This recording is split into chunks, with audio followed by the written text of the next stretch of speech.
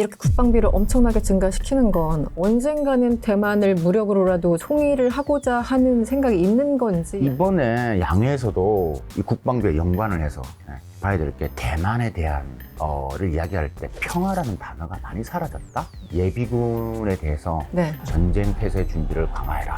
이런 이야기도 나오고요. 전쟁 태세 준비를 강화해라. 네. 중국의 체질이 변하는 걸 봐야 된다. 지금 뭐 소재 부품 장비 지금 완전히 패러다임이 바뀌고 있고요. 이게 핵심인 것 같습니다. 여러 가지 기술 자립을 한다는 이야기는 우리의 대중국 수출은 경제적으로 또 앞으로 더 적자로 돌아갈 가능성이 매우 높습니다. 네.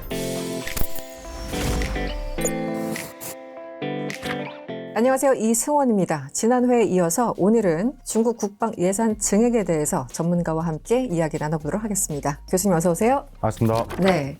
지난주에는 중국 경제 상황에 대해서 전반적으로 이제 말씀을 드렸는데 오늘은 국방비만 따로 떼서 워낙 중요한 이슈니까 그렇죠. 네, 국방비에 대해서 조금 얘기를 나눠보도록 하겠습니다. 네. 지난 3월에 개최된 양회에서 국방비 예산을 무려 7.2% 확대하기로 했어요. 이게 1조 6,700억 위안입니다. 우리나라 돈으로 310조 정도 된다고 하죠. 뭐 309조, 310조. 처음으로 넘었죠. 그러니까요. 이게 환율에 따라 좀 다르긴 했지만 어쨌든 3년 연속 7% 이상 국방비를 증액한 그런 상황입니다. 도대체 뭘 하자는 건지 이 숫자의 의미를 좀 설명해 주시죠. 지금 미국 국방비가 전 세계 한 40% 천조국이라 하는 만큼 그만큼 많은 돈을 하고 있죠. 중국은 전체를 봤을 때 한 15% 정도 전 세계 국방비에서. 이번에 양회에서도 이 국방비에 연관을 해서 봐야 될 게 첫 번째가 대만에 대한 를 이야기할 때 평화라는 단어가 많이 사라졌다. 예전에는 뭐 평화적인 프로세스 이런 말을 썼는데 이제는 뭐 그러니까 평화가 없어진 거죠. 네. 그다음에 지금 중국이 하는 군사 현대화 부분들 더 박차를 가하고 있는 것 같다라고 이제 느껴집니다. 네. 제가 이걸 이제 설명해서 좀 기본 지식이 좀 필요한데요. 시진핑 중국 몽은 다 아시잖아요. 네네. 중국 몽은 세 개로 구성되어 있습니다. 네. 첫 번째가 흥국몽. 내가 원래 1등이었어. 나 지금 2등이지만 원래 1등이기 때문에 1등에 가는 말은 안 합니다. 1등으로 갈 거야. 두 번째가 뭐냐면 강군몽이죠. 네. 그러니까 강군몽이 뭐냐면 2027년도가 중국 인민해방군이 100주년이 되는 해입니다. 이때 그래서 우리가 대만 침공 이야기도 하고 네. 소리도 많이 나오잖아요. 2027년도 그다음 2035년도 군 현대화. 중국이 지금 핵탄두도 좀 한 500개, 한 520개 정도 된다고 그러는데 이때 한 1,500개까지 하겠다라는 거거든요. 네. 네. 세 번째가 뭐냐면 통일몽입니다. 통일몽. 자기 임기 내에 무조건 통일을 대만과의 하겠다. 통일을 하겠다. 네. 왜 중국 정부가 국방비를 이렇게 늘리고 있는지를. 그러니까 지금 다 연결고리가 되죠. 그 의미가 속내가 이제 보인다. 앞서서 이제 경제에 대해서 말씀을 해주셨었는데 5%대 성장을 얘기하면서도 국방비만큼은 7%대로 올린다라는 거는 다른 건 다 모르겠지만 국방비만큼 우리가 포기할 수 없어 이렇게도 들리거든요. 네, 그것도 다 연결되는 얘기입니까? 그렇죠. 네. 그렇게 되는. 이거 왜냐하면 지금 성장률에 비해서 국방비가 더 많은 비중을 그렇죠. 차지하기 때문에 네. 지금 세계가 관심을 가지고 있는 거고 지금 미중 간의 충돌이 되는 여러 가지 발화점, 센카쿠 열도, 그 다음에 대만, 남중국해. 지금 남중국해도 지금 필리핀, 이 동남아가 또 미국과 이제 연결고리 계속 지금 협력을 강화하니까 중국 입장에서는 돈이 더 투자를 해서 계속 이제 국방비를 올려야 된다라는 네, 이렇게 이해하시면 될 것 같고 그만큼 지정학적 위기가 가중되고 있다. 그렇게 해서 거기에 대한 준비를 하자라는 측면도 있고 네. 그래서 이번에 양해 보시면 예비군에 대해서 네. 전쟁 태세 준비를 강화해라. 이런 이야기도 나오고요. 전쟁 태세 준비를 강화해라. 예. 중국 예비군이 1980년도에 생겼는데 네. 2020년도 올 겁니다. 이게 인민해방군에 편입되었죠. 그러니까 언제든지 동원을 할 수 있는 부분이라서 예비군이 한 1,000만 명 이상 되거든요, 중국에. 1,000만 명이요. 네. 역시 인구가 많으니까 예비군도 대단하네요. 그런 이야기 나오고 또 요번에 또 우리가 정황을 봤을 때 중국이 이제 글로벌 지정학적으로 적극적으로 대응하고 또 지금 이 세 가지 몽, 특히 이제 강군몽과 통일몽을 더 실현하기 위한 작업들을 하나씩 하고 있는 게 아닌가. 지금 제가 교수님께 여쭤본 게 국방비 예산 7.2% 증액, 우리나라 돈으로 300조가 훨씬 넘는 돈이다라고까지 말씀드렸는데 일각에서는 그것만이 아닐 거야 라고 얘기를 하죠. 아마 교수님이 더 잘 알고 계실 텐데 정말 공식적으로 알맹이만 얘기한 게 이 정도야 라는 그 얘기를 하시거든요. 좀 구체적으로 설명해 주시죠. 네, 이게 이제 디펜스 블랙 머니라고 하죠. 그러니까 국방의 이제 블랙 머니라고 하죠. 그러니까 국방비 한정입니다. 이 주장은 사실 2010년도부터 스웨덴 스톡홀름 이제 평화연구원에서도 계속 제기를 했었고 네. 호주의 모 대학 교수도 이제 이런 보고서를 내면서 네. 2, 3배 이상은 더 될 거다. 네. 2, 3배 이상은. 이상은 더 될 거다 네. 이야기를 했고 결정적으로 2021년도죠. 2021년 3월에 여러분 잘 아시는 미국 국가 이제 전략문제연구소 네네. 거기서 이제 이런 보고서가 나옵니다.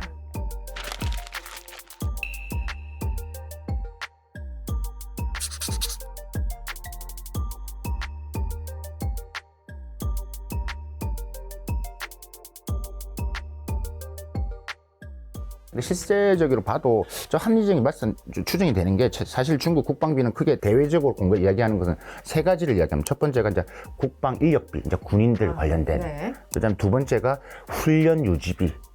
그다음 세 번째가 뭐냐면 장비비. 근데 이 세 가지가 대부분 이제 국방비를 차지하는데 아니 이제 그것 말고도 지방에 있는 군부대를 관리하는 비용 이런 것도 다 국방비로 안 포함이 안 되는 거죠.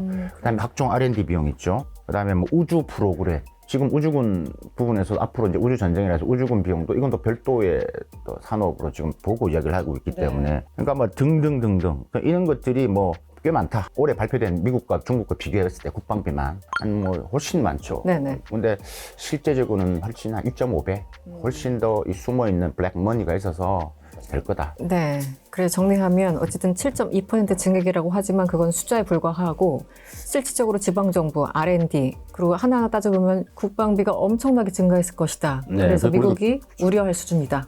그렇게 정리를 할 수 있겠군요. 실제 보니까 이 조사 기관에 따르면 전 세계 145개국 가운데 중국 군사력이 미국, 러시아 다음으로 3위를 기록했어요. 지금 이런 추세라면 이것도 뭐 이상한 순위는 아닌 것 같은데요? 그렇죠. 지금 미국이 월등히 앞서지만, 근데 미국이 지금 중국의 객관적인 데이터를 가지고 하고 있는데 사실 이게 어느 정도 투명성이 있게 알 수가 없기 때문에 한편으로는 미국이 중국의 군사력이 앞서가고 있다는 것은 조금 과장돼서 텐션을 만드는 측면은 있다. 네. 근데 또 하나는 사실 중국의 군사력도 계속 성장을 하고 있는 건 맞다. 중국이 약한 게 해양이거든요. 공군보다 더 약한 게 해군입니다. 특히 대만 같은 이슈는 빨리 들어가려면 해군 역할이 중요한데 지금 해군에 대한 강조, 강군이 돼야 된다는 이야기를 많이 하고 있고 구축함이나 이런 거에 비해서 또 막대한 돈이 또 글로 흘러들어가고 있는 것 같고 이번 양에서 군사 관련된 키워드를 뽑아라면 사이버, 해군, 우주 그러니까 요게 아마 집중적으로 또 많이 좀 투입될 것 같습니다. 중국의 입장에서 뭐 통일 과업, 통일 대업이라고 하는 그거와 연결시켜 본다면 대만 전쟁에 대해서 여러 가지 시나리오들이 있잖아요. 근데 실제 생각을 해보면 이렇게 국방비를 엄청나게 증가시키는 건 언젠가는 대만을 무력으로라도 통일을 하고자 하는 생각이 있는 건지 아니면 정말 겁만 주는 건지 그게 굉장히 좀 헷갈립니다.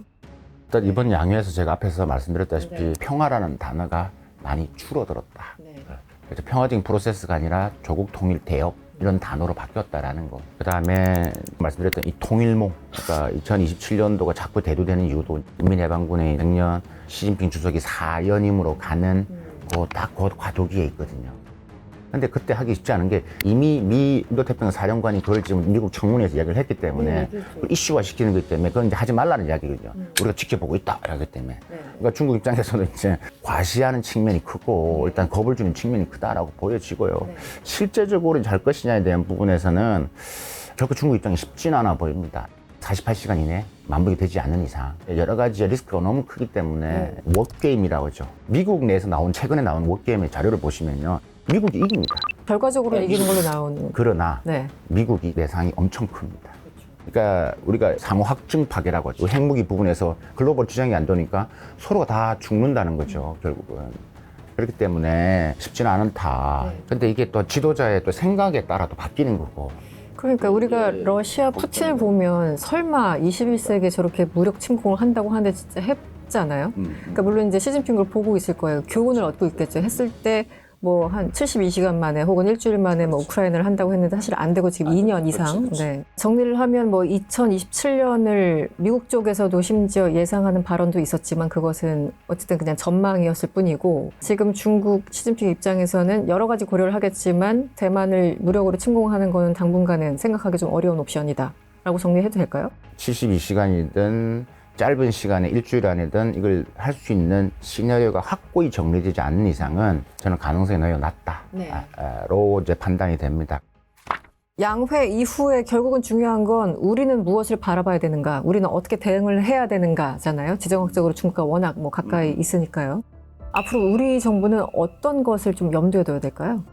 이게 핵심인 것 같습니다. 제일 중요한 질문이신 것 같습니다. 일단은 경제적으로 봤을 때 우리가 중국 부동산 뭐 중국 지방부채 이래가지고 망할 것처럼 이야기를 하는데 거기에 매몰돼서는 안 된다. 중국의 체질이 변하는 걸 봐야 됩니다. 그러니까 중국이 AI를 한다, 반도체를 한다, 여러 가지 기술 자립을 한다는 이야기는 우리의 대중국 수출은 경제적으로 또 앞으로 더 적자로 돌아갈 가능성이 매우 높습니다. 네. 지금 뭐 소재 부품 장비 지금 완전히 패러다임이 바뀌고 있고요.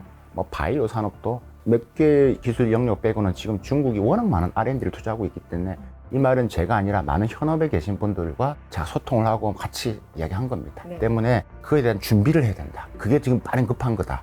우리가 수출을 그럼 내가 중국 안 할게. 지금 뭐 이렇게 하더라도 제3국 시장에서 또 부딪히게 된다는 거예요. 탈중국과 디커플링은 다른 개념입니다. 그러니까 자꾸 탈중국에 너무 이렇게 매몰돼서는 안 된다라는 말씀을 드리고 싶고요. 우리가 군사 부분에서는 대만은 여전히 공산당의 지상 과제이기 때문에 지금 미국도 하나의 중국을 인정하는 부분이기 때문에 우리의 워딩이 매우 중요하고 네. 매우 조심스럽게 접근을 해야 됩니다. 이런 이슈들이 지금 올해 워낙 많은 변화가 있고 또 미 대선에 따라서 우리 스탠스가 조금 더 어떻게 변화에 따라서 또 한중관계도 같이 맞물리기 때문에 거기에 대해서 조금 더 플랜 B, 플랜 C를 준비하는 노력이 좀 필요하다라고 생각이 됩니다. 중국이 양회에서 국방 예산 7.2% 증액을 한다고 밝혔고 그것이 무엇을 의미하는지 오늘 박승찬 교수님으로부터 많은 얘기 들었습니다. 오늘 말씀 감사합니다. 감사합니다. 경제적 어려움과 지정학적 긴장 속에서도 중국이 국방비 증액 등 안보와 국방에 대한 투자를 강화한다는 것은 대만과 주변 지역에 대한 영향력 확대 의지를 드러냅니다.